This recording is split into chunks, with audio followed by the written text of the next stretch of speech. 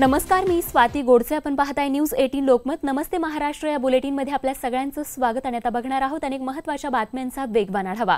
Bharat Ratna doctor Babasaheb Ambedkar यांची 128वी जयंती आहे आणि याच निमित्त आज दादर चैत्यभूमी इथे महापालिकेतर्फे जय्यत तयारी करण्यात आली आहे. जयंतीनिमित्त राज्याच्या कानाकोपऱ्यातून लाखो अनुयायी चैत्यभूमीवर दाखल झाले. भिवंडीमध्ये डॉक्टर बाबासाहेब आंबेडकर या जयंतीनिमित्त सम्राट मित्रमंडळानं वरळादेवी नगर इथल्या डोंगराला रंगरंगोटी करून विद्युत रोषणाई केली आहे. त्यामध्ये गौतम बुद्धांची मूर्ती बसवण्यात आली असून सोबतच डॉक्टर बाबासाहेब आंबेडकरांची ही मूर्ती बसवून चीन इथल्या युगांक बुद्ध लेणीचा देखावा या ठिकाणी तयार करण्यात आला आहे. औरंगाबादमध्ये डॉक्टर बाबासाहेब आंबेडकरांच्या जयंतीनिमित्त रात्री 12 वाजता मोठा जल्लोष करण्यात आला. शहरात डॉक्टर बाबासाहेब आंबेडकर यांच्या पुतळ्यासमोर मोठ्या प्रमाणात अनुयायी जमा झाले होते. तर ढोल ताशांच्या गजरात फटाक्यांची आतिषबाजी करत औरंगाबाद शहरात मिरवणूकही काढण्यात आली. अमरावतीमध्ये रात्री 12 वाजता आमदार रवी राणा आणि वंचित बहुजन आघाडीचे उमेदवार गुणवंत देवपारे यांच्यासह अनेक मान्यवरांनी डॉक्टर आंबेडकर यांच्या पुतळ्याला अभिवादन केलं. तर आज दिवसभर आंबेडकरांना अभिवादन करण्यासाठी आंबेडकर अनुयायांची या ठिकाणी गर्दी होत असते. काल कोकणसह अनेक ठिकाणी अवकाळी पावसानं हजेरी लावली आहे. मुंबईमध्येही रात्री 9च्या सुमारास काही ठिकाणी पावसानं हजेरी लावली. तर करीरोड, चिंचपोकळी, ताडदेवसह काही भागात पावसाच्या अगदी तुरळक सरी कोसळल्या. पाऊस पडला असला तरी मुंबईमध्ये शनिवारी तापमान एप्रिलच्या सरासरी कमाल तापमानापेक्षा 3.7 अंशांनी अधिक होतं. सांताक्रूज इथे 36.3 अंश सेल्सिअस इतक्या कमाल तापमानाची नोंद झाली आहे आणि हे तापमान 3 वर्षांमधील एप्रिलमधील सर्वात जास्त कमाल तापमान आहे. तर आज कमाल तापमान 34 अंश सेल्सिअस तर किमान तापमान 24 अंश सेल्सिअस असेल असा अंदाज हवामान विभागानं वर्तवला आहे. मुंबईकरांना दिलासा देणारा निर्णय रेल्वे प्रशासनानं घेतला आहे. मध्य आणि पश्चिम रेल्वे मार्गावरील एकूण 5 ब्लॉक रेल्वेनं रद्द केलेत आणि त्यासाठी अपरिहार्यतेचे कारण देण्यात आले आहे. कोस्टल रोडसाठी भरावाचं काम थांबवण्याचे निर्देश दिल्यानंतर हे काम सुरू असल्याचा नागरिकांचा आरोप आहे. नेपियन सी रोड वरळी इथे भरावाचं काम सुरूच असून न्यायालयाचा अवमान असल्याचा आरोप नागरिकांनी केला आहे. सीएसएमटी दुर्घटनेच्या 1 महिन्यानंतरही या ठिकाणी पुन्हा पूल बांधायचा की सबवे याचा महापालिकेचा निर्णय निश्चित झालेला नाहीये. पालिकेनं वाहतूक पोलिसांना पुलाच्या परिसराचं सर्वेक्षण करण्यास सांगितलं आहे. कुर्ला स्टेशन इथल्या हार्बर मार्गावरील उन्नत मार्गाच्या कामाला गती मिळाली आहे. हार्बर मार्गावरील उन्नत मार्गाचं काम 2020 सालापर्यंत पूर्ण होणं अपेक्षित असल्याचं रेल्वेच्या वरिष्ठ अधिकाऱ्यांनी सांगितलं आहे. डोंबिवलीमधल्या श्रीजी लाईफस्टाईल एम्ब्रॉयडरी कापड कंपनीला रात्री 10:30च्या सुमारास आग लागली होती. सुदैवानं कापड कंपनीतील कर्मचाऱ्यांना बाहेर काढण्यात यश आलं. भिवंडीमध्ये तालुका पोलीस ठाण्याच्या हद्दीतील सोनाळे इथे पाईपलाईन रोडवर 25 ते 30 वर्षीय वयोगटातील अज्ञात महिलेचा मृतदेह आढळला. या महिलेच्या अंगावर तीक्ष्ण हत्याराने वार झाले. भिवंडीत ठाणे रोडवरील काल्हेर भागात रात्रीच्या सुमारास 2 मोबाईलच्या दुकानामध्ये चोरीची घटना समोर आली आहे. दोन्ही दुकानातील चोरी सीसीटीव्हीत कैद झाली आहे. सायन पनवेल मार्गावर तुर्भे इथे सुरू असलेल्या कामांमुळे वाहतुकीत बदल करण्यात आला आणि त्यानुसार सीबीडीकडून वाशीकडे येणाऱ्या वाहनांना एलपी इथून प्रवेश बंदी करण्यात आली आहे. देशातील सर्वाधिक व्यस्त विमानतळ अशी ख्याती असतानाही मुंबईच्या छत्रपती शिवाजी महाराज आंतरराष्ट्रीय विमानतळाची प्रवासी संख्या धोक्यात आली आहे. वर्षभरात त्यामध्ये फक्त 0.82% इतकीच वाढ झाली आहे. नवी मुंबई आंतरराष्ट्रीय विमानतळाची प्रकल्पपूर्व कामं अंतिम टप्प्यात आली आहेत. विशेषतः या प्रकल्पाच्या मार्गात प्रमुख अडथळा असलेल्या उल्वे नदीचा प्रवाह बदलण्याची प्रक्रिया देखील गतिमान करण्यात आली आहे. रेराकडे नोंदणी झालेल्या एकूण गृहनिर्माण प्रकल्पांपैकी राज्यभरात तब्बल 80% प्रकल्प अद्याप अपूर्ण अवस्थेत असल्याचे धक्कादायक वास्तव समोर आले. सुमारे 20,000 प्रकल्पांपैकी 16,000पेक्षा अधिक प्रकल्प कधी पूर्ण होणार याकडे ग्राहकांचं लक्ष लागलंय. आंबोली घाटातून अवजड वाहतुकीस बंदीच्या प्रस्तावाला जिल्हा प्रशासनानं मान्यता दिली आहे. घाटातून मोठ्या प्रमाणात अवजड वाहतूक सुरू असल्यानं घाटील पूर्वेच्या भागातील पूल धोकादायक बनला आणि त्यामुळे पुढचा आदेश येईपर्यंत ही वाहतूक बंद ठेवण्यात येणार आहे. सेना भाजपला राम मंदिर बांधण्याची सद्बुद्धी मिळावी याकरता उल्हासनगरमध्ये मनसे कार्यकर्त्यांनी रामाची महाआरती केली. रामनवमीचं औचित्य साधत ही आरती करण्यात आली आहे. नवी मुंबई पोलिसांनी भांडूपच्या ड्रीम्स मॉलमध्ये सुरू असणाऱ्या बनावट कॉल सेंटरवर छापा टाकून 8 जणांना अटक केली आहे. या टोळीनं कॉल सेंटरच्या माध्यमातून बजाज अलायन्स, रिलायन्स सर्व्हिसेस आणि इतर कर्ज देणाऱ्या कंपन्यांच्या नावानं राज्यातील अनेकांना गंडा घातलाय. अंमली पदार्थांची विक्री करणाऱ्यांसाठी आलेल्या सराईत नायजेरियन आणि सिरियन नागरिकांना पकडण्यात नवी मुंबई पोलिसांच्या अंमली पदार्थ विरोधी पथकाला यश आलंय. डायलो इलासू आणि बा फुबेट अशी या दोघांची नावं आहेत. कल्याण लोकसभेचे महाआघाडीचे उमेदवार बाबाजी पाटील यांच्या प्रचारासाठी अंबरनाथ शहरात ठिकठिकाणी बॅनर्स लावण्यात आलेत. मात्र आता या बॅनर्सवर काँग्रेस राष्ट्रवादीच्या पदाधिकाऱ्यांसह मनसे शहराध्यक्ष कुणाल भोईर यांचा देखील फोटो टाकण्यात आला आहे. मुंबईमध्ये ताडदेव परिसरात वाहतूक पोलिसाला धक्काबुक्की करत मारहाण करण्यात आली. ताडदेव परिसरात पोलीस नाईक सानप हे कर्तव्यावर होते आणि त्याचवेळी नो एंट्रीमध्ये येणाऱ्या वाहनाला रोखल्यानं वाहनातील बाप लेकानं त्यांना धक्काबुक्की करत मारहाण केली आहे. ठाणे ते मुंब्रा मार्गावरील नव्या रेल्वे पुलाचा आधार घेत काही तरुण टिकटॉक व्हिडिओ चित्रित करत होते आणि त्यावेळी आरपीएफच्या जवानांनी छापा मारून दोघांना ताब्यात घेतलं. मुंबईची ओळख असलेले मुंबईचे डबेवाले सोमवार अर्थात उद्यापासून 6 दिवसांच्या रजेवर आहेत. 15 ते 20 एप्रिलपर्यंतच्या 6 दिवसांच्या कालावधीत मुंबईतील सर्व डबेवाले आपापल्या गावांमधील यात्रांमध्ये सहभागी होणार आहेत. कुख्यात डॉन डी.के. राव सत्र न्यायालयात आला असताना त्यानं अनिल पाटील या व्यक्तीच्या श्रीमुखात भडकावली. यानंतर रावच्या साथीदारांनी पाटील याला बेदम मारहाण केली. राव याच्या विरोधात अनिल पाटील यांनी घाबरून कुलाबा पोलीस ठाण्यात तक्रार दाखल केली आहे. मुंबईला पाणी पुरवठा करणाऱ्या तलावांमध्ये पुरेसा पाणीसाठा नसल्यानं 10% पाणी कपात करण्यात आली आहे. 7ही तलावांमध्ये मिळून सुमारे 4 लाख दशलक्ष लिटर म्हणजेच 25% इतकाच पाणीसाठा जमा आहे. या पाण्यावर सुमारे 100 दिवस म्हणजेच जूनपर्यंत पुरवठा करणं शक्य आहे. राज्यातील अनेक धरणांमधील पाणीसाठा कमालीचा घटलाय. मराठवाड्यात 2304 टँकरने या ठिकाणी पाणी पुरवठा केला जातोय, तर विदर्भातही मोठ्या प्रमाणात बऱ्याच गावांमध्ये टँकरनेच पाणी पुरवठा केला जातोय. पुणे शहराला पाणी पुरवठा करणाऱ्या टेमघर, बरसगाव, पानशेत आणि खडकवासला या 4 धरणांमध्ये मिळून एकूण केवळ 9 टीएमसी इतकाच पाणीसाठा शिल्लक राहिला. त्यामुळे पावसाळ्यापर्यंत शहरासाठी पुरेसा पाणीसाठा नसल्याचं जलसंपदा विभागाकडील आकडेवारीवरून स्पष्ट झालंय.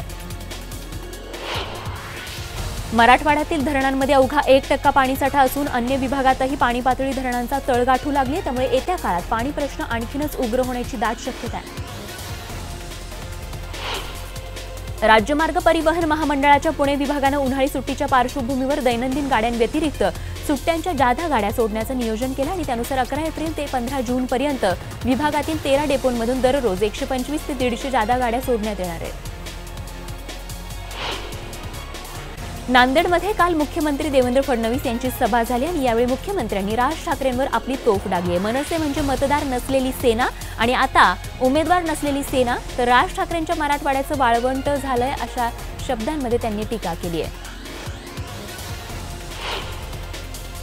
पुण्याचे पालकमंत्री आणि लोकसभेचे भाजप उमेदवार गिरीश बापट यांनी तुळशीबाग राम मंदिराला भेट दिली. गिरीश बापट यांच्या चुकीच्या नियोजनामुळे पुण्यावर पाणी कपातीचं संकट ओढवलं असून मतदान झालं की पाणी कपात लागू होईल असा आरोप काँग्रेसने बापटांवर केला होता. यावर गिरीश बापटांची काय प्रतिक्रिया ते देखील आता बघणं महत्त्वाचं ठरणार आहे. काँग्रेसचे उमेदवार सुशीलकुमार शिंदे यांनी प्रकाश आंबेडकरांची भेट घेतली. ही भेट अनपेक्षित असल्याचं काँग्रेसच्या वतीनं स्पष्टीकरण देण्यात आलंय. सुशीलकुमार शिंदे हे शिवराज पाटील चाकूरकर यांना भेटण्यासाठी गेल्यानंतर प्रकाश आंबेडकर त्यांना भेटल्याचं काँग्रेसनं स्पष्ट केलंय.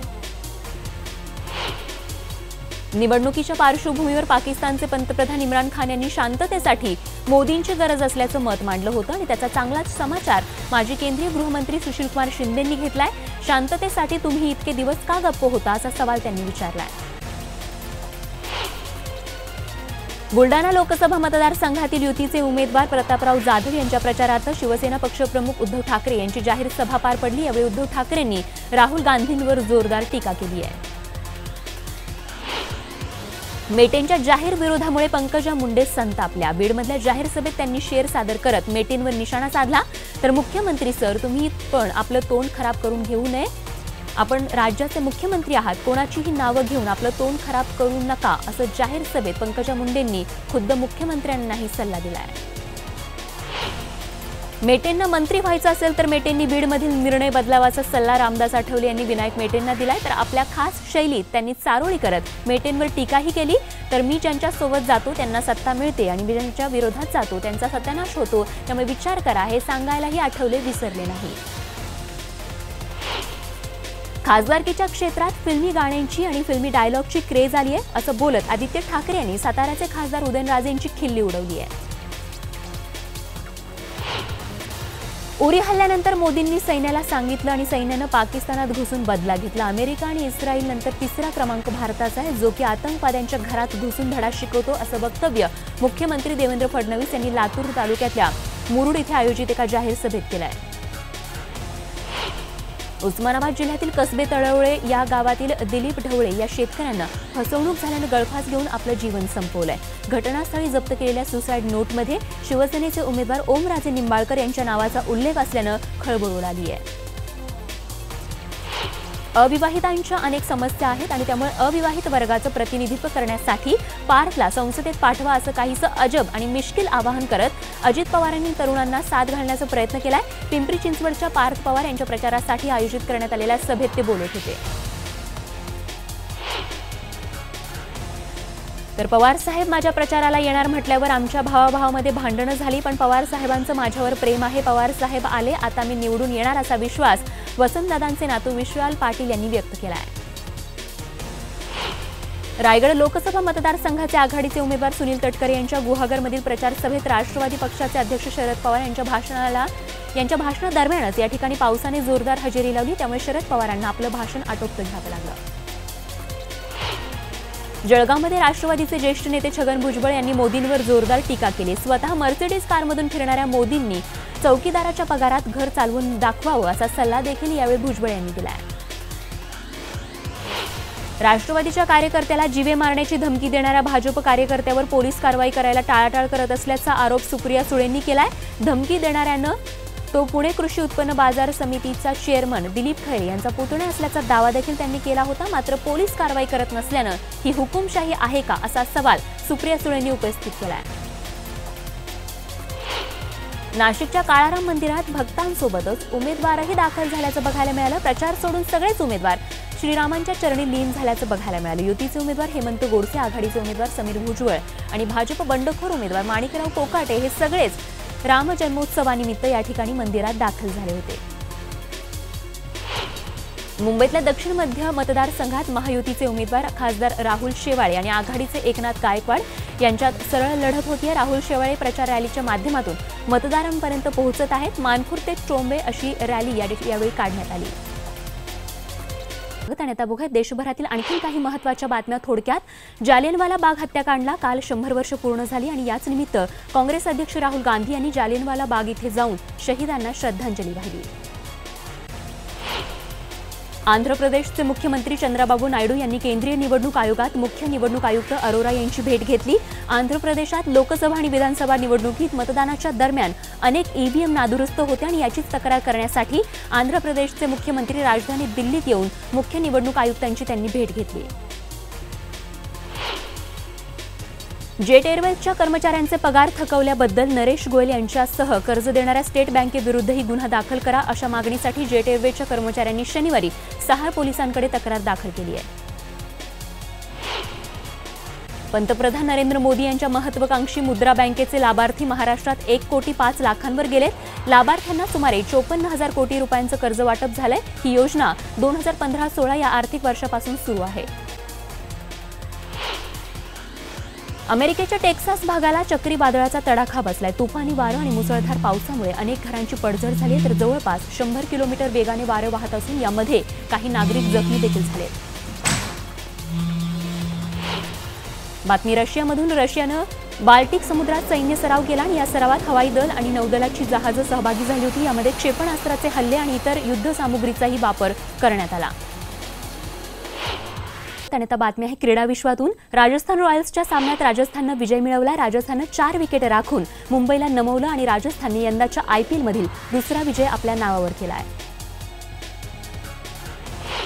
किंग्स 11 पंजाब संघाला काल रॉयल चॅलेंजर्स बंगळुरू विरुद्ध पराभवाला सामोरं जावं लागलं। या सामन्यात ख्रिस गेलचं शतक फक्त 1 रननं हुकलं, तर गेलने 64 चेंडूत 99 धावांची खेळी केली।